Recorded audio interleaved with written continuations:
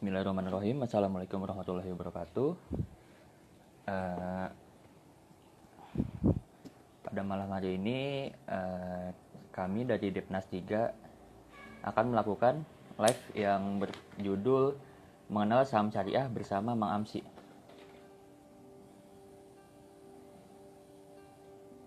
Harus saya undang dulu Mang Amsinya.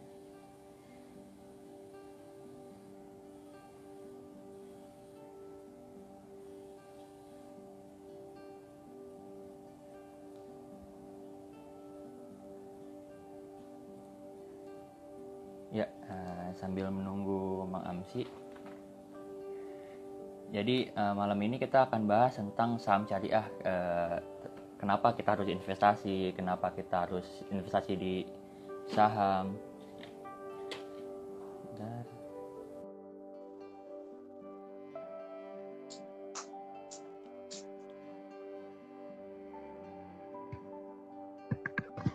Assalamualaikum. Waalaikumsalam warahmatullahi. Suara Gimana, saya Mang? jelas, Kang? Alhamdulillah jelas, Kang. Jelas, Mang. Siap. Bagaimana kabarnya, Mang? Alhamdulillah baik, alhamdulillah baik. Alhamdulillah baik. Baru pulang. Baru pulang dari mana tuh, Mang? Dari hutan. Waduh. Ya, Mang Amsi ini tinggalnya di Cianjur. Di Ya, betul. dekat hutan, Kang ya? Ya, dekat kalau sawah, kalau sekolah dekat hutan, kalau rumah dekat sawah. Kegiatan sehari-hari apa tuh, Mang? Saya guru bahasa Arab di madrasah. Di Man 3 Cianjur. Ya, sekarang kan kita temanya mengenal saham syariah sama Mang Amsi. Ya kita bahasnya yang santai-santai aja ya. Santai. Iya, ini juga kan malam Jumat gitu kan, mistis-mistis gitulah. Waduh. Untuk saham sendiri, Mang Amsi udah dari kapan, Mang? Mulai? Oh, untuk saham. Oke, kalau saham sih alhamdulillah sudah dari tahun 2007, Kang. 2007. Jadi udah 13 tahun. 13 tahun ya, 13 tahunan ya, betul. Tapi ya masih belajar sih. Masih banyak sering ruginya kita. Awal mulanya bisa masuk ke investasi tuh langsung ke saham apa gimana dulu, Mang? Oke, dulu itu belajar investasi karena sudah menikah ya, Kang. Jadi menikah, terus mau punya anak waktu itu. Terus juga saya melihat bahwa, karena saya guru teh, saya lihat setelah pensiunnya seperti apa gitu kan. Ternyata banyak yang belum menikmati masa tuanya dengan baik atau dengan nyaman gitu. Terus saya ngobrol sama istri, Bu, kayaknya kita harus menyiapkan masa depan anak-anak kita, harus menyiapkan juga masa pensiun kita, dan ini harus dimulai dari sekarang gitu. Nah, jadi caranya kita harus belajar perencanaan keuangan, harus belajar menghemat juga gitu, karena kalau kita punya anak, kita punya cita-cita ke depan mau apa kan harus butuh dana, dan itu perlu direncanakan gitu. Karena kita kan bukan orang terlahir bukan sebagai orang kaya gitu, Kang, yang segalanya bisa dibeli gitu ya. Kita harus menyisihkan. Nah, akhirnya saya belajar segalanya. Saya belajar deposito, saya belajar properti juga, saya belajar emas, saya belajar unit link, asuransi, kemudian juga belajar reksadana, dari mulai reksadana pasar uang, pendapatan tetap, campuran, saham, valuta asing, semua pernah saya coba pokoknya. Yang namanya instrumen kayu, saya pernah nanam kayu juga ya, buat waktu itu rame kayu albasia atau kayu apa, saya coba semua gitu kan. Nah, pada akhirnya sampai pada kesimpulan saya harus milih karena tidak mungkin semuanya juga saya cover gitu. Akhirnya saya pilih deh yang paling mudah menurut saya, kemudian juga modalnya terjangkau ya waktu itu. Ya, akhirnya saya milih reksadana waktu itu. Reksadana karena kan bisa dimulai dengan ratusan ribu ya. Kalau deposito kan jutaan waktu itu. Kalau reksadana kan bisa dengan jadi gini teman-teman KMNU. Jadi dulu itu kalau kita mau invest itu butuh modalnya lumayan gitu, terutama kalau buat deposito aja minimal 1 juta kalau nggak salah. Kemudian kalau saham itu waktu itu minimal 25 juta. 25 juta tahun 2007. Itu berarti setara sekitar 200-an juta hari ini ya, karena patokannya kalau harga emas kan sekarang udah naik 10 kali lipat. Jadi sekitar 250. Jadi dulu itu kalau mau jadi investor saham itu modalnya yang susah kan, karena memang minimal masuknya itu mahal kan. Nah, kalau sekarang kan bisa dari 0 rupiah sudah bisa jadi investor saham ya.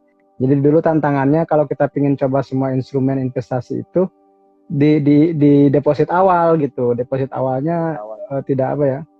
Tidak tidak apa ya? Tidak kadang tidak cukup, karena kan gua waktu itu saya masih ingat gaji saya itu masih ratusan ribu per Oh, bulan dikit itu. itu. Jadi masih masih saya diangkat itu kan, saya diangkat jadi guru ya, ditugaskan di selatan, di dekat hutan itu. Gaji saya cuma 600 ribu waktu itu, 600-an ribu. Sementara minimal saham itu 25 juta Juta. gitu. Jadi Butuh berapa tahun itu? akhir butuh 40 tahun. 40 tahun buat Butuh nyampe 25 juta itu. 40 tahun, 40 tahun buat deposit awal aja butuh waktu 40 tahun gitu. Tapi ya akhirnya kan, ya kalau kalau waktu itu masih muda ya, masih masih berani gitu, pinjem deh ke orang yang punya uang gitu kan. Tapi ya pelajarannya sih, karena saya tidak pakai perhitungan risiko dan sekedar berani aja gitu kan, akhirnya ya terjebak di 2008, kena Iya. resesi gitu kan. Betul kan, jadi saya itu baru istilahnya belajar merangkak, belajar jalan, sudah jatuh lagi gitu. Nah, jadi kalau teman-teman yang mau belajar investasi, mungkin sebelum memilih instrumen investasi, yang lebih penting adalah mengenali dulu GT Man, Kang. GT Man yang sering saya ungkapkan itu, GT Man. GT Man itu merek itu ya. GT Man itu kan G-nya goal gitu kan, T-nya time frame gitu, kemudian M-nya instrumen. Jadi yang pertama kali ketika mau belajar investasi itu adalah goalnya dulu. Tujuannya apa sih investasi itu gitu ya. Kemudian time frame, berapa lama sih tercapai tujuan tersebut, mau berapa lama dari sekarang, apakah 10 tahun, 12, 15 tahun, 20 tahun, atau masih lama karena pensiun gitu ya. Kemudian juga baru terakhirnya instrumennya apa. Nah, jadi instrumen itu di akhir. Milih saham, emas, atau apapun itu di akhir. Yang paling penting tuh tujuannya mau apa dulu gitu. Kadang orang kan langsung ke instrumennya. Ini saya mau belajar saham nih, Mang. Terus saya balik tanya, mau tujuannya apa? Ya gitu aja. Nah, itu kan kalau tujuannya gak jelas, biasanya perencanaannya pun jadi tidak ada perencanaan gitu ya. Kemudian juga yang paling penting adalah meyakini bahwa investasi itu adalah sebuah keharusan bagi kita ya, seorang muslim gitu. Kenapa? Karena kalau teman-teman buka Al-Qur'an ya, teman-teman buka Al-Qur'an, kemudian cek ayat terpanjang gitu. Ayat terpanjang itu ada di surah Al-Baqarah kan. Yang Al-Baqarah terakhir. ayat 200, sebelum terakhir lah, ayat 282. Karena kan Al-Baqarah kan 286. Nah, di Al-Baqarah ayat 282 itu ceritanya tentang bagaimana kita harus menuliskan sesuatu ketika bertransaksi. Nanya teman-teman, kalau di Quran ini itu satu halaman penuh. Ya, saya pakai mushaf yang ini, mushaf tikrar ya. Ini satu halaman penuh, satu ayat tapi satu halaman gitu. Jadi artinya Al-Quran ini mengajarkan kita bahwa ayat terpanjang di Al-Quran gak cerita tentang ibadah ritual gitu. Tidak cerita bagaimana ibadah-ibadah yang sifatnya mahdoh gitu. Tapi ayat terpanjang di Al-Quran itu kita baca ya. Ya auzubillahi minasyaitonirrajim, ya ayyuhalladzina amanu idza tadayantum bidain ila ajalin musamman faktubuh. Hai orang-orang yang beriman, jika kamu saling berutang dengan satu utang pada tempo tertentu, maka tulislah gitu. Jadi ini bicara tentang bagaimana keharusan menuliskan transaksi. Maka kalau sekarang dalam dunia modern gitu ya, istilahnya struk transaksi, kemudian seperti kalau nanti di saham ada trade confirmation, itu adalah diperintahkan gitu. Cuman mungkin bentuknya yang berevolusi. Mungkin dulu harus benar-benar tertulis di kulit unta atau di pelepah kurma. Kalau sekarang cukup di scriptless, ada di gadget kita kan, seperti itu. Jadi intinya kalau kita bicara tentang ini, teman-teman boleh baca nanti lengkapnya, kemudian juga baca tafsir para ulama.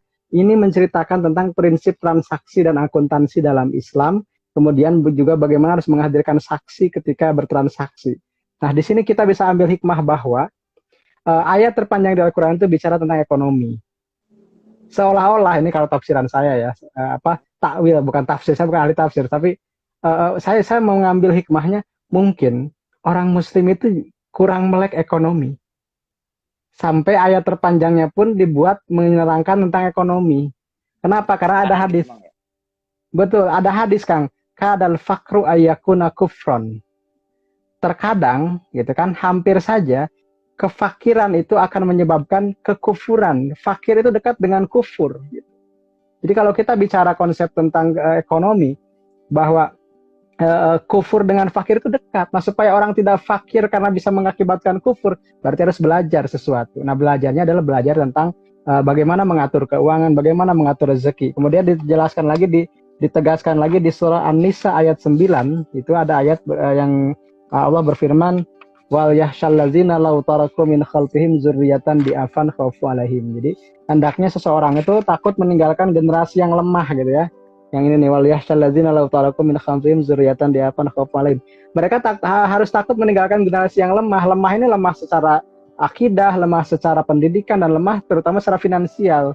Maka diperkuat dengan hadis lain bahwa kamu meninggalkan harta yang lebih cukup itu lebih bagus daripada kamu meninggalkan keturunan dengan tidak tanpa harta. Jadi artinya kita dianjurkan meninggalkan sebagian harta untuk keturunan kita supaya apa? Supaya mereka tidak fakir gitu. Nah, dan terakhir untuk penegasan tentang investasi itu teman-teman bisa cek di surah Yusuf nomor 12 nomornya ayat 47. Di situ merupakan kisah panjang tentang takwil Nabi Yusuf alaihissalam terhadap mimpi raja yang sapi gemuk dimakan, sapi kurus kan, 7 sapi gemuk dimakan 7 sapi kurus, ada 7 tangkai hijau dan 7 tangkai kering. Itu menyiratkan bahwa hidup itu selalu fluktuatif, dan hidup itu ada masa gemilang, ada masa malang, ada masa laris, ada masa krisis. Nah, Allah mengajarkan di sini lewat takwil mimpi raja oleh Nabi Yusuf adalah, qala, Yusuf berkata, tazrauna sab'a sinina. Kamu harus menanam 7 tahun lamanya, da'aban, secara bertahap gitu ya. Pamahasadtum, gitu, ketika kamu ada panen, hasil panen itu fazaru fisunbulihi, maka jangan diambil semuanya, tapi disimpan sebagian. Yang dimakan hanya sedikit. Artinya di situ pentingnya menyimpan sebagian harta kita, menyimpan sebagian aset kita untuk keperluan masa depan, karena kita tidak pernah tahu kapan krisis itu datang. Betul. Nah, sekarang kan terbukti kan, ketika kita ada krisis kan, hanya orang-orang yang menyiapkan sebelumnya yang bisa menghadapi krisis dengan tenang gitu. Berbekal keimanan, tapi keimanan itu bisa diperkuat dengan aset-aset kita yang memang sudah disiapkan gitu. Jadi ketika masa gemilang ini, ketika bisa gemilang kita harus menyiapkan gitu Kang, mungkin konsepnya seperti itu awalnya. Kalau Mang Amci sendiri, kan banyak nih ada anggapan orang-orang yang mengatakan kalau investasi saham tuh boleh nggak sih, ada dasarnya nggak sih, udah gitu. Ya bahkan sampai ada yang berpandangan investasi saham tuh haram apa enggak sih ya. Nah, menurut Bang Amci tuh dengan anggapan stigma-stigma yang begitu tuh bagaimana, Mak? Oke, jadi sebenarnya sih tinggal dibalik aja pertanyaannya sih Kang. Kalau saya kan karena mungkin saya sudah kayaknya ribuan kali deh ada yang nanya kayak gitu. Ada ribuan orang kayak gitu. Akhirnya saya bikin buku kan. Jadi sebenarnya bikin buku itu cara mudah untuk menjawab pertanyaan yang sering ditanyakan. Jadi frequently asked question itu atau FPSD ya. Pertanyaan yang sering ditanyakan itu bisa dijawab dengan buku. Nah, nanti besok kebetulan kita ada bedah buku bab 2 di IDX di Bursa Efek Jawa Barat. Kebetulan ngebahas tentang itu. Polemik saham syariah. Nah, kalau saya simpulkan sebenarnya gini teman-teman. Kalau saya sih kan orangnya awam ya. Maksud orang awam itu saya bukan orang ahli fikih gitu. Saya memang guru bahasa Arab, saya lulusan bahasa Arab. Saya juga lulusan studi Islam. Tapi ketika misalnya bicara tentang jurisprudensi Islam atau fikih dan usul fikih, saya tidak punya otoritas dan kapasitas.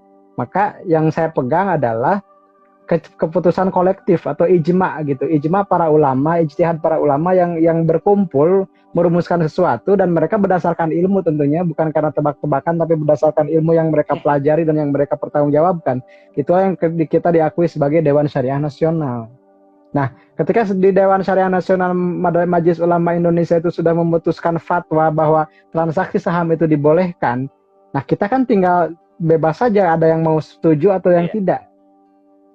Kalau saya sih orangnya tipikal nggak mau ribet sih Kang. Jadi kalau sudah ada keputusan yang kolektif itu kan lebih bagus, lebih baik ketimbang kita berijtihad fardiyah atau berijtihad individual gitu. Karena boleh jadi secara individual kita belum layak sih berijtihad. Tapi kan orang Indonesia mah kadang lebih jago dari ulama biasanya gitu ya. Maksudnya dia merasa lebih pintar hanya berbekal misalnya search engine, dia bisa bisa menilai ulama lain dengan kacamata dia. Dan yang paling miris kalau saya melihat tuh sampai sudah hate speech gitu ke ulamanya. Saya tuh kurang nyaman sih kalau seperti itu. Dan bagi saya tuh cenderung lebih santai. Kenapa? Karena saya sudah percaya dengan para ulama ini yang di bidangnya. Adapun kalau ada perbedaan pendapat ya silahkan tanpa harus menstigmatisasi ulama tersebut gitu. Jadi maksudnya ya kalau ingin mengajak tidak perlu mengejek yang lain kan gitu. Kalau misalnya ingin ingin memanjat diri ya jangan sampai menghujat orang lain gitu kan. Bagusnya sih kita win-win solution aja. Kalau nggak sepakatnya nggak usah diserang orangnya, tapi ya adu argumen lah. Kalau misalnya nggak nyaman dengan karya seseorang, lawan lagi dengan karya gitu, bukan dilawan dengan misalnya menjatuhkan orang tersebut. Kalau saya sih lebih seperti itu Kang. Kalau ditanya misalnya hukum saham gimana, kalau saya berpedoman kepada fatwa nomor 80 tahun 2011 yang sudah diatur secara komprehensif. Di situ ada misalnya saham itu dibolehkan karena transaksinya jual beli yang berkesinambungan atau buy al musawamah. Kemudian saham yang diperjualbelikan hanya saham yang dinyatakan syariah. Yang ketiga, saham yang sudah dibeli boleh dijual kembali dalam hari yang sama meskipun penyelesaiannya T+2 karena ada asas qabad hukmi. Jadi short term trading atau day trading itu sudah dibolehkan. Kemudian investasi apalagi, sahamnya juga. Tadi juga ada di grup di Instagram lain saya di tag gitu Kang, di tag itu, "Mang ini ada yang nyebut saham judi nih" gitu kan. Jadi saya itu semacam semacam harus di tag supaya menjelaskan. Kalau saya kan cenderung abai dengan itu. Kenapa? Kalau saya dijelasin juga udah banyak yang ngejelasin kan. Dan saya gampang sih kan.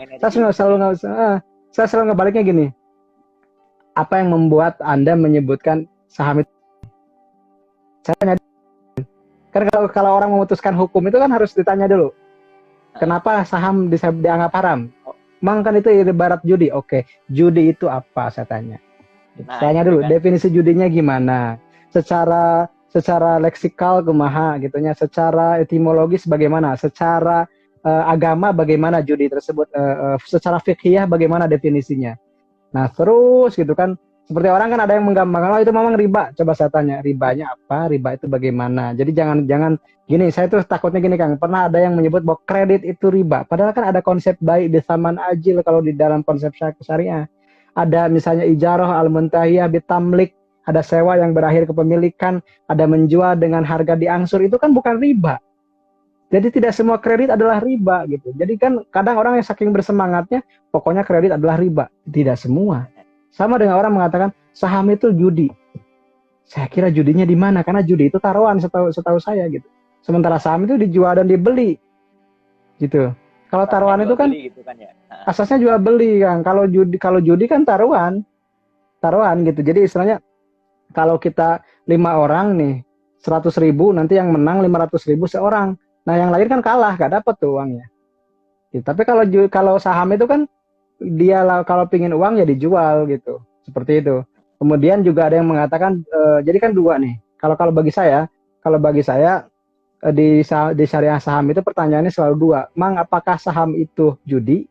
Yang kedua, Mang, apakah saham itu halal? Gitu. Jadi ada dua aspek. Kalau secara umum sih orang-orang umum biasanya ngomongnya saham itu judi, itu sampai situ selesai gitu. Tapi kalau ngomongin saham syariah ada tambahan lagi tuh. Bener Mang itu halal saham syariah kok seperti judi gini-gini ya.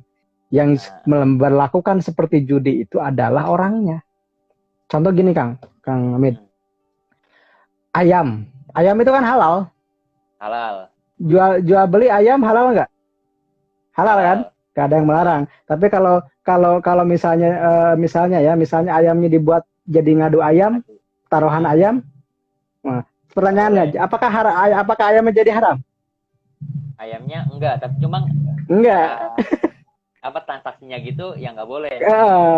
Kelakuannya yang diharamin dan orangnya kan. Ayamnya kan nggak haram. Betul nggak? Jadi jangan sampai gitu.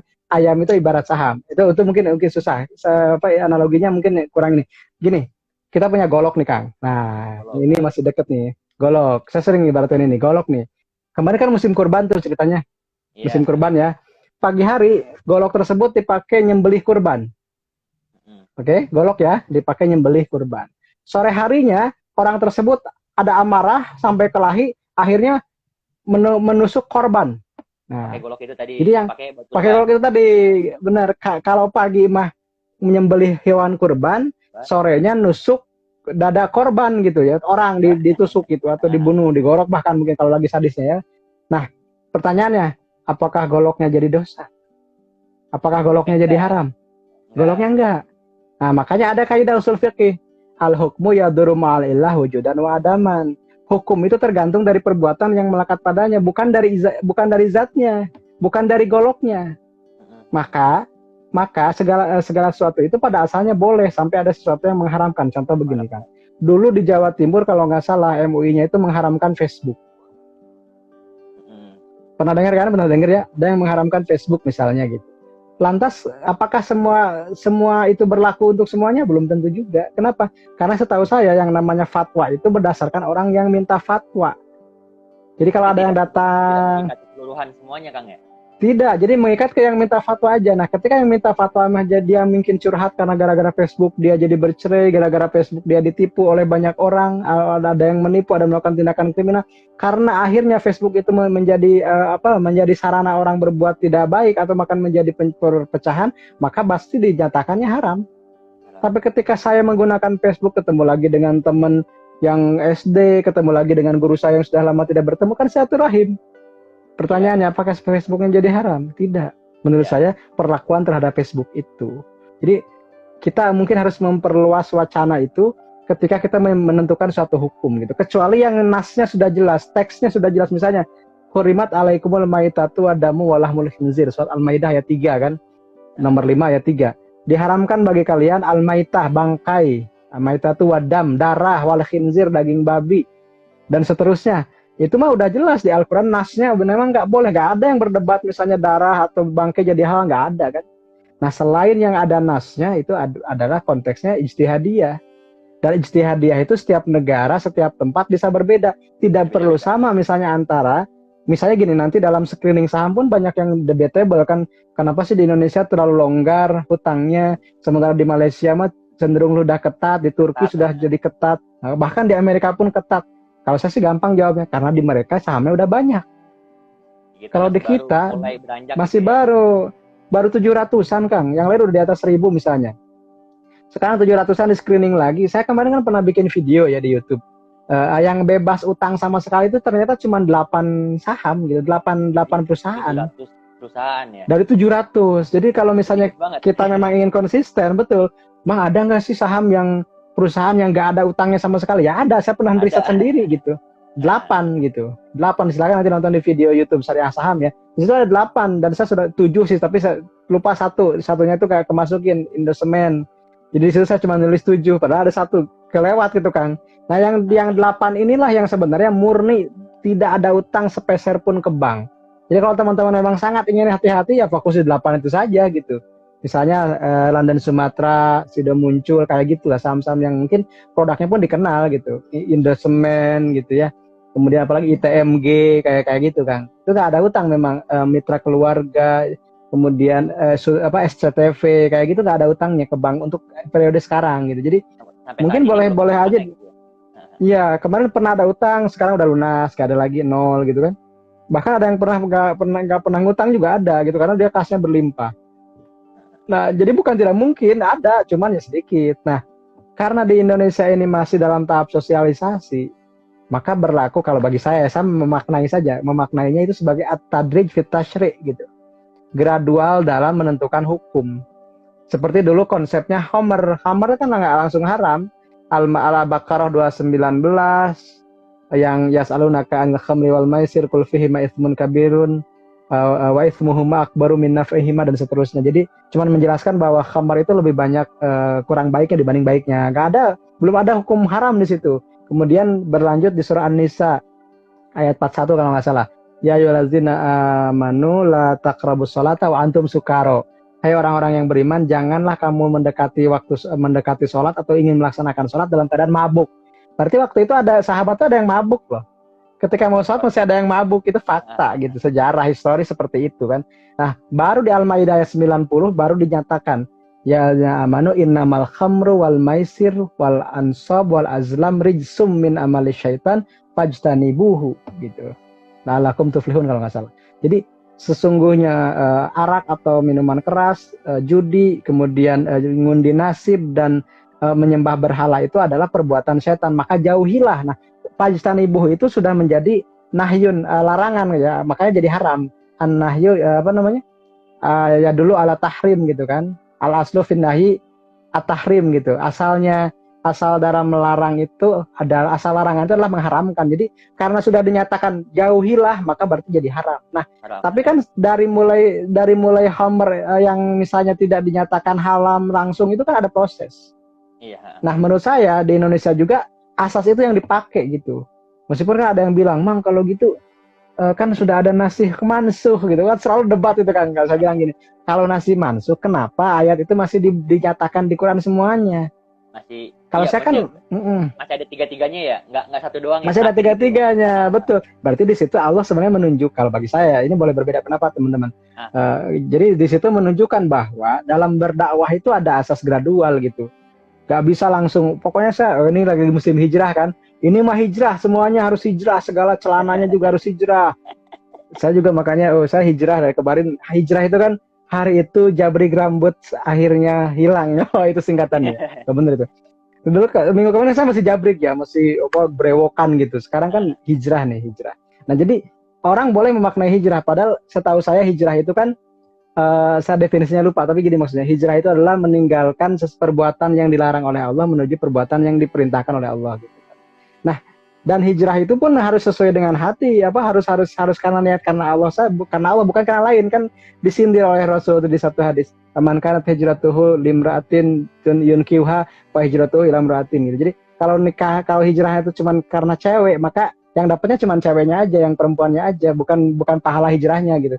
Kalau misalnya hijrahnya karena yang lain, juga karena misalnya harta, juga karena hartanya aja. Jadi hijrah itu benar-benar karena Allah gitu, bukan karena hal lain gitu. Makanya kalau bagi saya sih semangat itu boleh gitu, tapi juga harus dibarengi dengan ilmu dan adab gitu, kesantunan ketika misalnya menyatakan pendapat. Tidak perlu misalnya kita langsung menjudge orang dan gini kan, kalau saya kan misalnya di masalah riba gitu kan, orang kadang ketika keluar dari riba itu biasanya langsung menyerang orang yang masih ada di riba. Padahal mah kan saya pernah punya utang seperti itu, tapi ketika saya sudah bebas utang, saya nggak lantas saya ini orang paling bersih, saya ini pokoknya kamu masih ada debu riba, enggak juga gitu. Karena boleh jadi kita ketika sombong itu justru dosanya di situ gitu. Ini jadi ngebahas tasawuf ya. Enggak apa terusin ya. Enggak apa-apa. Nah, Oke. Berarti kan tadi kan kalau misalkan ada yang nanya riba apa enggak segala macam kan, berarti dibalikin naik kan. Ketika dia menanyakan riba apa enggak, apa dia udah ada dasar hukumnya apa belum gitu kan. Betul. Gitu kan, definisikan dulu ribanya apa. Udah gitu kan ya yang saham sendiri juga yang ngasih fatwanya juga dari Dewan Syariah Nasional MUI kan, yang mana orang-orang di dalamnya juga bukan orang-orang sembarangan, dan orang dalamnya juga orang kompeten di bidangnya kan. Ya berarti betul. Sudah sepatutnya kita mengikuti itunya gitu. Toh kalaupun nggak ngikutin juga nggak masalah. Asalkan nggak usah ngejelek-jelekin yang lain. Ya tetap jalan masing-masing aja gitu kan. Nah, dan tadi kan kita udah bahas saham syariah segala macam ya. Sebenarnya mungkin banyak yang belum tahu saham tuh apa gitu, Mang. Oke, oh iya, jadi kita terlalu asik di bidang di bidang pembahasan jurisprudensi dan fatwanya gitu ya. Terus ada yang saham tuh naon. Saham tuh apa? Oke, gini teman-teman. Saham itu sederhana gini, saya sama Kang Hamid misalnya nih, saya sama Kang Hamid patungan gitu. Koneksinya kurang bagus saya ya, Kang. Jelas nggak? Jelas, masih jelas. Malum di gunung nih. Jadi tadi kembali ya, saya sama Kang Hamid nih patungan gitu ya. Mau bikin usaha misalnya, kita mau bikin gerobak bakso yuk gitu kan, bikin perusahaan bakso, bikin gerobak deh. Nanti patungan gitu kan, misalnya butuh modal 1 juta nih, saya 500, Kang Hamid 500, maka patungan itu 500.000 itu adalah saham. Dan kalau diubah menjadi persentase, saya 50%, kami 50%. 50%, ya. Kalau dibuat lembar misalnya gini, 1 juta itu dibuat satu lembarnya nilainya 1.000, berarti kita buat 1.000 lembar. Akang 500, saya 500. Nah, 500 lembar itu adalah saham. Saham. Nah, ketika misalnya dalam 1 tahun gerobak baksonya maju, ternyata ada untungnya nih. Dari modal 1 juta jadi 1.500.000. Nah, laba bersihnya setelah dipotong operasional dapatlah 300.000 misalnya. Nah, dari 300.000 itu berarti kita bagi dua, Akang 150.000, 150.000, karena porsi kita 50%, 50%. Nah, itulah saham. Nah, yang 50% itulah saham dikonversi jadi lembar. Nah, sekarang kita perluas maknanya itu. Jadi misalnya ada perusahaan namanya Telekomunikasi Indonesia milik pemerintah BUMN Telkom. Dia mau nambah modal kan, dia akhirnya pemerintah itu miliknya sekitar lebih di atas 50%. Kemudian dia ngajak masyarakat buat gabung. Nah, ketika masyarakat ada yang beli modalnya kemudian misalnya diterbitkanlah sekian juta saham. Nah, ketika kita membeli 1.000 lembar saham atau 110 lot, kan satunya lot ya, 1 lot 100 lembar teman-teman. Katakan 1.000 lembar dari satu lot itu 100 lembar. Jadi minimal pembelian saham. Minimal pembelian saham itu 100 lembar, 1 lot. Maka sebenarnya saham itu jauh lebih murah ketimbang reksadana, Kang. Reksadana sekarang paling murah itu 10.000. Untuk sekarang ya? Iya, reksadana paling sekarang. Iya, karena ada yang bisa dimulai dengan 5.000. Gitu. Ada yang bisa dimulai dengan 5.000, 6.000 kan. Makanya kalau saya mengatakan, Bang, saya nggak punya uang buat saham, baksomu lebih mahal daripada sahammu. Iya. Saya kalau pulang dari hutan tuh saya suka beliin anak-anak, beliin istri kan. Istri kadang sering beli bakso, saya beliin bakso, anak-anak beli snack atau apa gitu kan. Nah itu kan kalau saya belanja bakso itu satu mangkoknya 13.000 kalau di sini. 13.000 ya, nggak tahu di Bandung agak mahal lah gitu, Kang Margian atau Kang Hamid mungkin agak elit 20.000 lah baksonya. Nah kalau saya 13.000, artinya 13.000 itu satu mangkok, udah lebih itu bisa cukup beli satu slot saham. Tadi Agung Podomoro itu tadi berapa harganya? 130-an kalau nggak salah, itu sudah 13.000. Jadi satu mangkok bakso setara dengan satu lot saham Agung Podomoro Land yang setiap Senin naiknya harganya naik apartemennya. Oh iya. Kan sering ada iklan dah. Harga naik gitu ya apartemen. Harga itu kan Agung Podomoro itu satu lotnya cuma setara satu mangkok bakso gitu. Kalau kita mau beli ya, atau misalnya Smart Friend kemarin rame ya. Nah ini juga ada yang bilang fanbase bener 5.000-an tuh. Kemudian Smart Friend cuman 10.000-an karena jatuh di bawah 100 sekarang kan. Jadi kita punya kartu Smart Friend itu harga sahamnya cuma 10.000-an satu lotnya. Jadi saham itu bisa dimiliki semua orang, cuman satu hal, belum tentu cocok buat semua orang. Kenapa? Karena tidak semuanya itu profilnya cocok dengan saham. Karena saham itu kan agresif. Jadi kalau kita tadi bagi lagi ada instrumennya. Instrumen itu kan ada yang defensif, ada yang konservatif, ada yang moderat, ada yang agresif, ada yang super agresif. Tipikal investor itu ada yang seperti itu, Kang. Jadi kalau yang defensif itu dia nggak mau kehilangan uang sepeser pun. Ya udah beli tanah aja atau beli emas. Jangan maksain beli saham, nanti jantungan. Kemudian misalnya moderat, semakin tinggi risikonya semakin, kalau saya berani mengatakan, kalau Mam siapa sih tipikalnya? Saya, investasi saya itu lebih dari 93% di saham. Jadi super agresif gitu. Dari 100, katakanlah modalnya 100%, 90% lebih di saham. Gitu. Makanya hidupnya santai. Kenapa? Karena sudah biasa dengan risiko kita. Gitu. Udah pernah rugi mah. Hidup dengan risiko juga gitu. Mang Amsi tuh kapan menyadari kalau Mang Amsi tuh cocok dengan saham? Dari awal, Kang. Buktinya saya nggak kapok, udah rugi masuk lagi. Awal kan dulu reksadana tuh. Nah, nyampe reksadana, oke. Tuh gimana tuh? Barengan sih, Kang. Jadi reksadana, semua itu saya barengan masuknya. Ketika ada uang itu kan reksadana masuk, baru kemudian deposito, pokoknya barengan, hampir barengan. Nah, saham itu nunggu dulu modalnya kan. Ya, nah, karena gede juta. Itu. Akhirnya kan karena 25 juta udah dapat, akhirnya coba pakai duit orang gitu kan. Kemudian pas tahun pertama saya untung loh, Kang. Saya untung 30% dari modal. 6 bulan loh, cuma 6 bulan untung 30%. Tahun berikutnya amblas 80%. Amblas minus 80% lebih. Nah, disitulah saya mulai mikir, ini cocok nggak saham di saya. Akhirnya saya karena trauma kan, terus masih dan juga ada utang kan gitu, jadi utang. Jadi saya menepi dulu nih ke ke belakang gitu ya, keluar dulu pasar. Saya juga sambil mikir lagi, tapi saya sambil jalan gitu. Saya segala dicoba, Kang. Saya bisnis real, saya coba bisnis pulsa lah, dagang obat herbal, dagang pakaian, busana muslim, semua saya pernah coba dari mulai yang konsinyasi sampai yang manufaktur. Yang manufaktur itu saya pernah buah beku ya, dari mulai ngambil sirsak, kemudian dikupas, kemudian dipotong, kemudian di freezer, kemudian dikemas sampai jadi kemasan untuk jus. Saya pernah buat dan alhamdulillah rugi. Jadi kemudian rugi karena kalau nggak rugi saya nggak dapat DC LPDP, Kang. Jadi banyak hikmah gitu kan. Yang penting tidak menyesali aja. Di balik setiap kesulitan itu selalu ada kemudahan. Bang Amsi gitu, kan dulu kan ketika invest kan udah menikah ya. Itu tuh udah punya anak berapa? Udah. Udah punya anak berapa dulu? Pas di saham itu mau punya anak 2 karena saya itu kan nikah, kemudian ya telat ya, mungkin sekitar 9 bulanan. Nah, kemudian hamil anak pertama, lahir anak pertama. Nah, pas mau lahir anak pertama saya mulai invest. Nah, ketika anak pertama saya 6 bulan, istri saya hamil anak kedua, jadi setahun 2 saya. Nah, setahun, tapi bukan kembar. Jadi bedanya cuma 6 bulan. Jedanya itu beda 6 bulan hamil lagi. Nah, pas mau lahir anak kedua ini saya kena resesi itu. Coba bayangkan oleh Kang Abdul ya. Maksudnya tuh. Oke. Yang penting nanti kita bicaranya jadi bicara romansa nih. Kalau kita punya pasangan yang tepat, terutama buat investor rebahan itu ya. Kalau kita punya pasangan yang tepat, saya teringat petuah kakek saya, Kang. Jadi kakek saya itu bilang, kalau kamu punya jodoh yang tepat dan baik dan soleha, kamu nggak akan capek hidup.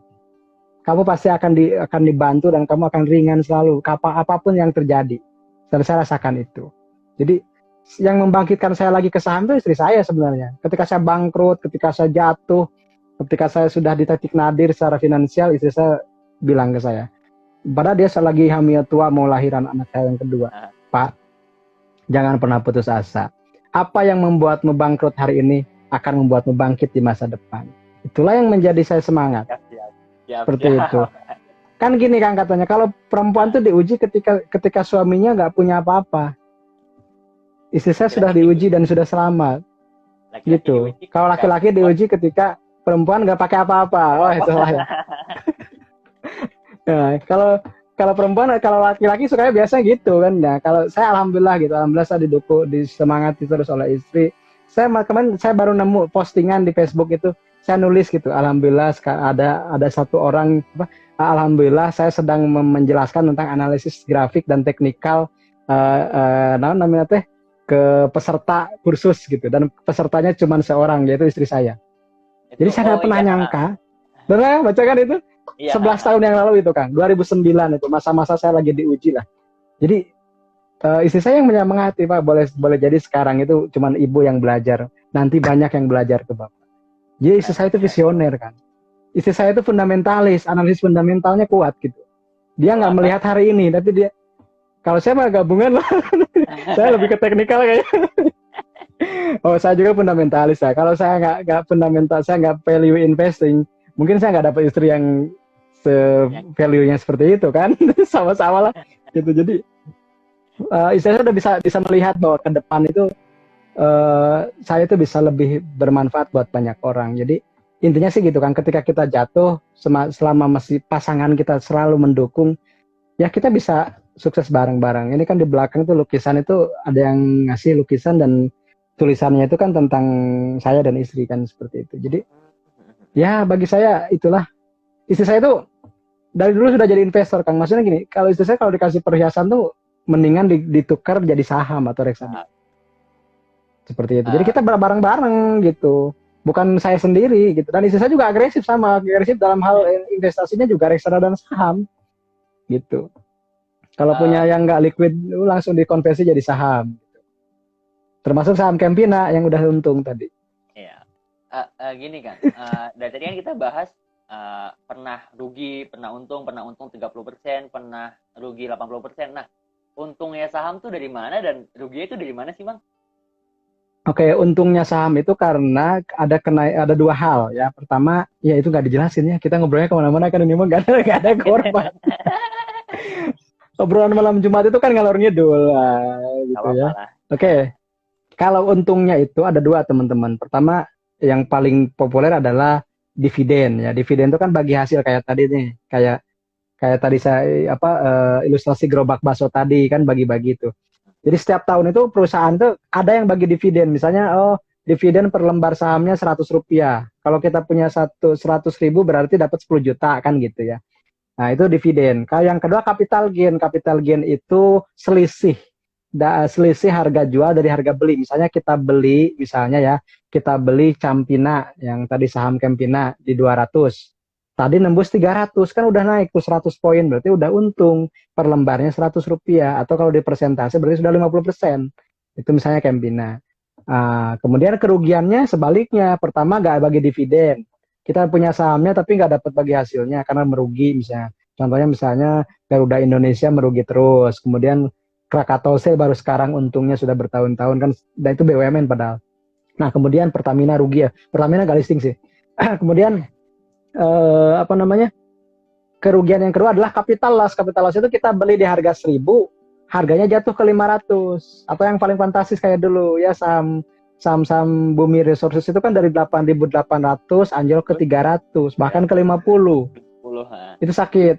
Atau misalnya yang sekarang sudah nggak ada, sudah di listing namanya TMPI ya. TMPI itu sampai diplesetkan Taman Makam Para Investor gitu. Kenapa? Karena asalnya dari 50-an ke 5.000 jatuh lagi ke gocap. Nah, itu kan seperti itu. Nah, maka yang sering saya ceritakan ke teman-teman gitu. Kalau beli saham buat pemula, jangan saham-saham yang gorengan atau yang saham-saham yang gak jelas gitu. Fundamentalnya kita nggak tahu, cuma ikut-ikutan. Tapi kalau kita punya watchlist atau misalnya daftar saham yang perusahaannya kita kenal, manajemennya bagus, produknya kita kenal, insya Allah nggak rugi-rugi banget sih Kang. Gitu misalnya kita punya Unilever pernah jatuh naik lagi gitu kan. Kalau yang saham-saham bagus kan cepat recovernya gitu ya. Kemudian saham apa lagi? Banyak saham BRI Syariah misalnya kan lagi bagus nih sekarang. Gitu kan? Mungkin. Keuntungannya tadi dividen capital gain, kerugiannya capital loss sama tidak bagi dividen. Kalau Bang Amsi sendiri, kenapa fokusnya ke saham syariah? Kan ada saham konvensional, ada syariah juga. Apa yang membedakan juga gitu? Itu ada spiritual experience, ada pengalaman spiritual bahwa bagi saya keberkahan itu segalanya, gitu kan? Keberkahan itu segalanya. Orang boleh cuan dari saham apapun, tapi bagi saya sih, buat apa sih kita cuan besar tapi amblasnya cepet gitu. Tapi kan berkah itu kan ziyadatul khair bil khair fil khair gitu ya, bertambah kebaikan dalam kebaikan untuk kebaikan gitu. Kalau kita buat untung buat sendiri tapi tetangga kebagian, keluarga pun nggak kebagian karena kadang uangnya juga misalnya cuman kepake hura-hura aja kan, jadi kurang berkah. Bagi saya keberkahan itu yang dicari. Kenapa? Karena kan kita nggak lama hidup di dunia lah gitu ya. Kita fokusnya bukan hidup di sini gitu. Hidup di sini mah maksimal berapa ratus tahun sih orang di dunia sekarang gitu. Kenapa sih kita suka menukar sesuatu yang pendek dengan tidak mau dengan yang lebih abadi kan? Itu klisenya seperti itu sih Kang. Kalau saya, kenapa? Karena saya fana lah. Karena saya pernah merasakan juga menggunakan segala dibeli kan, pernah lah dulu gitu. Tapi ternyata kan tidak nyaman juga. Dan pada akhirnya gitu Kang. Saya pernah cerita juga di sesi lain. Ini ada Mbak Amel juga, terima kasih. Jadi, dan kebetulan waktu di kelasnya Mbak Amel saya cerita ini. Jadi, saya pernah diberi uang ratusan juta dan amblas gitu. Waktu itu saya tergiur gitu dengan uang ratusan juta. Ini lumayan nih, modalnya nambah kan? Modalnya nambah, berarti untungnya juga nambah. Ternyata Allah negur saya. Harusnya, tapi Allah negur saya. Ternyata rezeki itu gak matematis gitu Kang. Tapi rezeki itu mistis gitu ya, bukan matematis. Nah, ketika tahun 2008, 10 tahun kemudian saya ditawari ngelola duit miliaran, ratusan miliar, saya tolak kan. Saya tolak. Saya nggak ingin lagi terjebak dalam keserakahan gitu. Bagi saya hidup ini sudah santai seperti ini. Saya nggak punya utang, saya masih bisa banyak sedekah ke banyak orang, saya masih bisa ketawa-ketawa sambil menertawakan kehidupan sendiri gitu, membahagiakan banyak orang. Bagi saya sih itu sudah lebih dari segalanya bagi saya ya, terserah mungkin. Meskipun ini rumah saya kalau diketuk ini kan masih triplek kan, jadi rumah saya itu triplek. Ini belakang juga triplek nih. Jadi rumah saya belum permanen semuanya, jadi santai aja kok. Karena kebahagiaan tuh nggak dinilai dari fisik sih kalau menurut saya gitu ya. Ini bukan apologi karena saya nggak punya. Saya bisa beli Kang, tapi saya punya pilihan untuk tidak membeli gitu. Itu. Jadi kalau ditanya kenapa sih Bang cuma saham syariah ya tadi, bagi saya A B C D, amanah, berkah, cuan, dividen. Jadi amanahnya dulu, baru keberkahan, kemudian cuannya nomor 3, dividen nomor 4. A B C D yang saya selalu tanamkan di dalam diri saya. Makanya saya nggak pernah, Mang INKP menarik Mang, naik, saya nggak tertarik. Mang BBRI nggak tertarik, silahkan saja. Tapi saya nggak akan ngata-ngatain orang yang beli BRI, enggak. Coba cek, silahkan cek di Instagram saya, cek di semua di sosmed saya tidak pernah menjelek-jelekan orang yang membeli saham non syariah. Tidak pernah. Setahu saya tidak pernah. Paling mohon maaf di sini cuma bahas saham syariah gitu aja doang gitu. Kenapa saya menjaga grup aja, bukan berarti saya tidak ini gini, enggak. Santai aja kok, silahkan aja. Misalnya sama dengan orang yang masih menggunakan bank konvensional, silahkan saja, nggak masalah kok. Karena setiap orang punya alasan masing-masing yang mungkin itu darurat, dan ketika darurat itu boleh. Ad-darurat tubihul mahzurat gitu. Darurat itu membolehkan sesuatu yang dilarang. Nah, kedaruratan itu tidak sama semuanya. Kalau bagi saya mungkin sudah tidak darurat lagi, tapi bagi teman saya masih darurat. Nah, itu kan yang namanya partikuler itu kita harus bijak berpikirnya. Tidak semuanya bisa dikacamatai dengan fikih. Tapi kita juga harus mengundang ilmu lain, ada ilmu tasawufnya, ada ilmu sosialnya gitu. Jadi ini memang mungkin bagi dia itu darurat. Dan bagi dia boleh, tapi bagi saya udah nggak darurat gitu. Kenapa? Contohnya misalnya di rumah itu saya sudah menghindari misalnya, bahkan sudah tidak ada gas yang 3 kilo, Kang. Orang kan masih ada yang beli tuh. Kenapa? Karena itu kan untuk orang miskin. Kalau saya bukan maksud saya bisa saya sudah kaya, bukan. Sieun jadi doa gitu maksudnya, atau minimal kita yang 5 kilo deh. Nah gitu kan, ketika saya beli yang 5 kilo berarti hak orang lain gak terambil oleh saya kan. Hal-hal sederhana kayak gitu, kayak saya kalau buang sampah, saya itu sampai disakuin kan kalau sampah itu. Kenapa? Saya nggak mau mengotori lingkungan, saya nggak mau mengotori semesta. Karena ketika saya mengotori semesta, suatu ketika semesta akan mengotori saya. Jadi saya belajar segala hal Kang, belajar menghormati orang tua, belajar menghormati ilmu, belajar menghormati lingkungan, belajar menghormati siapapun. Karena bagi saya akrim to krom gitu. Kalau kamu memuliakan sesuatu, kamu akan dimuliakan. Seperti itu kan. Kalau untuk kan di Indonesia nih ada konvensional dan ada syariah. Untuk secara indeksnya sendiri itu lebih menguntungkan yang mana sih, Mang? Oke, pertanyaan bagus. Secara historis lebih menguntungkan indeks yang konvensional ketika dalam masa normal. Tapi ketika masa krisis, indeks syariah yang lebih unggul, dan itu sudah dibuktikan dalam berkali-kali. Makanya ketika kemarin terjadi pandemi COVID, indeks yang paling bertahan itu indeks YI dan indeks ISI dan Y70 dibanding yang IHSG dan LQ45. Ada teman saya yang meriset dari tahun 2011 sampai 2015, indeks yang unggul memang indeks konvensional. Tapi ketika terjadi hantaman global, yang lebih tahan krisis adalah indeks syariah. Kenapa? Karena indeks syariah itu mengecualikan perbankan. Pengerek indeks konvensional adalah perbankan. Dan biasanya yang paling kena dengan krisis pertama itu biasanya perbankan. Biasanya. Makanya kan ketika krisis datang, perbankan yang jatuh. Sekarang kan BBRI aja jatuh. BCA jatuh harganya. Kan itu berimbas kepada indeks. Sementara indeks syariah ini nggak ada yang berbasis konvensional, nggak ada yang berbasis perbankan, dan lebih berbasis consumer. Sementara ketika krisis itu consumer good yang lagi naik, makanya terkerek. Unilever sudah muncul, yang termasuk yang WFH ada TLKM, ada Excel kan, jadi akhirnya naik. Jadi kalau saya melihat gitu, ketika krisis indeks syariah lebih bertahan, tapi ketika normal memang indeks konvensional melipat lagi gitu. Tapi setidaknya tadi Kang, meskipun misalnya tidak terlalu fantastis, tapi ya cukup lah. Tapi kan itu untuk indeks ya. Tapi secara individual ada yang lebih fantastis. BRIS dari 135 ke 1000 itu kurang apa? Gitu aja lah. Kalbe Pharma dari 900 ke 1700 itu kurang apa? Udah hampir 1 kali lipat. Gitu. Secara individual. Secara individual itu sahamnya banyak yang bagus. Sudah muncul dari GoPay. Sekarang sudah 1.400-an, udah hampir 3 kali lipat gitu kan. Banyak yang bagus. Terus misalnya saham apa lagi? Campina yang kemarin saya bahas gitu kan. Kemudian juga banyak lah saham-saham lain. Kan kita bahas sahamnya lagi. Nah, kan tadi ngomong Unilever, Campina. Sebenarnya tuh yang bisa kita beli sahamnya tuh apa aja, dan perusahaan apa aja sih yang bisa dibeli gitu? Oke, yang syariah itu ada 444 ya terbaru itu per 10 Agustus. Per 10 Agustus ada 444 dan itu bervariasi dari yang harganya 50 sampai harga yang 20 ribuan ya waktu. Jadi satu lot yang mulai 5.000 sampai yang 2 jutaan ya. Nah, itu bervariasi dan banyak sih sahamnya Kang. Jadi dari berbagai sektor ya, dari mulai pertanian dan yang lainnya gitu. Tadi juga ada yang nanya kriteria saham syariah. Kriteria saham syariah mungkin besok lebih detailnya besok akan dibahas di bedah buku. Tapi secara umum adalah pertama, saham tersebut bisnisnya core-nya tidak melanggar syariat, itu satu. Yang kedua, hutangnya maksimal 45% dari aset, total aset.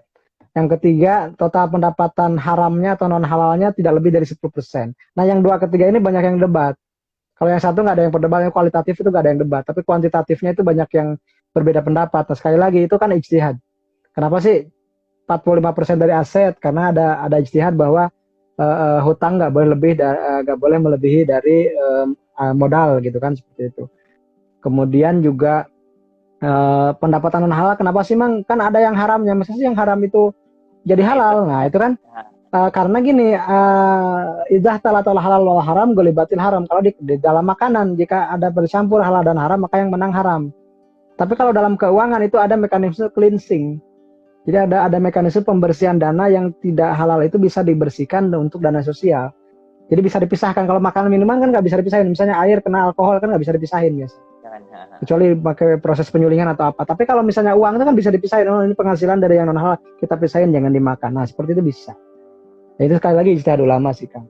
Berarti tadi kan kalau cara mengecek ya, berarti kriteria ada 3 ya. Nah, yang pertama kualitatifnya, kuantitatifnya ada 2 yang nggak boleh, utangnya nggak boleh di atas 40%. 45%. 40%, dan satu lagi yang keuntungan haramnya. Keuntungan haramnya tadi ya? Pendapatan haramnya, pendapatan non halal. Pendapatan non halalnya nggak boleh lebih dari berapa tadi Mas? 10%. 10%. Kan saham syariah kan tadi kata Mang Amsi ada 440-an yang terbaru 10 Agustus tuh.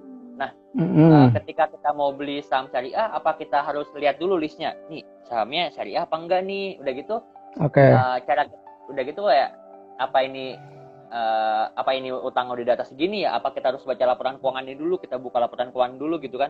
Nih utangnya di atas berapa? Nih belum. Nah, cara untuk memfilternya supaya gampang kita beli saham itu syariah apa enggak tuh gimana sih Bang? Cara mudahnya pakai SOTS, Sistem Online Trading Syariah. Itu ada 16 yang sudah bikin SOTS sekarang ya. Jadi SOTS itu sudah memungkinkan investor itu tidak bisa beli saham non syariah. Jadi di-reject sama sistem. Jadi misalnya beli BBRI pasti nggak bisa beli gitu. Nah nanti misalnya teman-teman tinggal daftar ke sekuritas atau ke broker, kemudian buka akun. Nah di situ nanti Mas atau Mbak saya mau akun syariah, nanti akan dibantu bikin akun yang di sekuritasnya sudah ada syariahnya, ada 16. Nanti bisa cek di website kita di Syariah Saham, ada broker syariah gitu. Cari kata kuncinya adalah SOTS misalnya, nanti muncul ininya datanya gitu kan. Berarti ini biasanya kita seberapa jam Kang? 1 jam ya? 1 jam, Berarti 5 menit lagi. Oh iya, Bapak jawabin pertanyaan aja Kang ya? Iya, tapi udah sambil saya jawab tadi. Oh iya. Jadi saya sambil baca, ini. Iya, saya ngejawab tuh baca ini. Nah ini ada yang nanya misalnya tadi kan udah dibahas SOTS caranya. Yang ini yang terakhir Bu Nenden itu rokok udah haram tadi ya. Kemudian pendapatan haram itu misalnya pendapatan dari bunga ya. Benar, salah satunya dari situ dari bunga. Atau kalau yang hotel itu kan ada yang beverage minuman non halal ya, bir atau yang ada mengandung alkohol itu kan nanti dihitung. Berapa sih pendapatan dari minuman yang kurang baiknya, minuman yang haramnya berapa, nanti bisa dihitung. Kalau tidak lebih dari 10% itu masih bisa ditoleransi sebagai saham syariah dengan alasan tadi ada mekanisme cleansing, income dari hal-hal yang tidak baik. Apalagi ya? kalau dari kan ini udah mau habis nih, kalau dari Mang Amsi sendiri, oh ya kalau kita mau buka akun saham itu gimana caranya Mang? Caranya ya sekarang sih mudah sih Kang. Jadi tinggal cari di Android gitu ya, banyak di Play Store, atau misalnya masuk dulu ke Bursa Efek Indonesia, cari sekuritas apa namanya nama brokernya gitu. Atau kan di situ ada broker di kota Anda. Nah, misalnya kota kita di mana, bisa cek misalnya di Palu. Di Palu sudah ada apa aja nih. Gitu. Kemudian misalnya di mana, di Sumatera, di Aceh sudah ada apa aja nih. Kan itu bisa nanti ada hubungan dicarikan di situ. Misalnya yang sudah ada di Aceh adalah sekuritas ABCD ini gitu. Terus tanya ada yang syariahnya nggak? Kalau yang syariahnya itu ada di Syariah Saham, selalu saya update itu. Jadi nanti bisa dicek di Syariah Saham, kata kuncinya adalah SOTS, Sistem Online Trading Syariah. Nanti kita update terus, misalnya ada yang baru nih yang menghadirkan SOTS, saya update di situ. Gitu Kang. Kalau dari Mang Amsi sendiri, untuk kita nih yang masih mahasiswa atau yang kita yang masih muda-muda ini, baiknya gimana sih dalam menikmati apa harus sudah invest dari sekarang atau gimana? Kita masih muda, apa duitnya buat main-main dulu atau gimana nih? Ada menurut Mang Amsi gimana sih? Apa masih muda tuh apa kecepatan apa enggak sih gitu? Oke, waktu adalah sahabat utama investasi. Saya tidak bisa mengulang keterlambatan saya dulu gitu ya teman-teman, maka saya tanamkan ke anak-anak saya. Sebenarnya anak-anak saya dari 0 bulan itu sudah punya investasi semuanya. Kenapa? Karena waktu itu yang tidak bisa kita ulang. Jadi kalau teman-teman yang mahasiswa ini masih muda, justru itu pertama waktunya masih lama, yang kedua cicilannya pasti lebih ringan. Kalau punya tabul simulasi misalnya menyiapkan dana pensiun itu jatuhnya akan lebih ringan ketimbang saya. Gitu. Kenapa? Karena waktu itu variabel waktu yang tidak bisa diulang oleh saya. Dan itu yang dimiliki oleh teman-teman mahasiswa, teman-teman pelajar, teman-teman termasuk anak-anak saya. Kenapa saya didik tentang investasi? Karena mereka punya waktu gitu, yang tidak saya punya. Kan Warren Buffett mulai invest.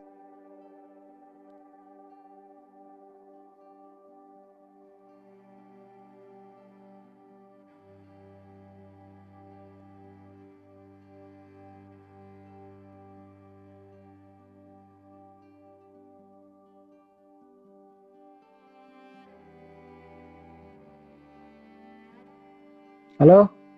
Halo ya. Iya Bang. Halo. Kang? Iya. Mati lampu nih. Halo.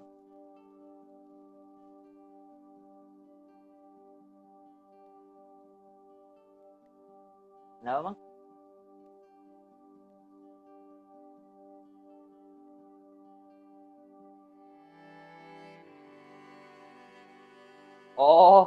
Oh ya, berarti saya kesimpulan aja ya, udah mau habis juga kan?